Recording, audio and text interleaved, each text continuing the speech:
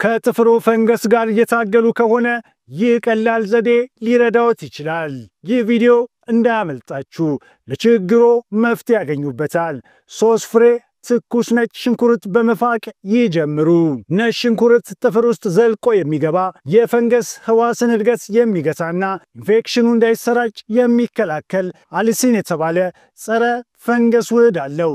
ነጭ ሽንኩርት ኃይለኛ ጸረ ፈንገስ በመሆኑ አሁን ያሉትን የፈንገስ በሽታዎች ማስወገድ ብቻ ሳይሆን ፈንገሱ እንዳይመለስ ያደርገዋል። መቀጠል 1 የሾርባ ማንኪያ ቤኪንግ ሶዳ ይጨምሩ። ይህም እንዲደርቁና ፈንገሱን የማዳን ሁኔታ ይፈጥራል። በመጨረሻም 3 የሾርባ ማንኪያ የአፕል ቆምጣጤ ይጨምሩ።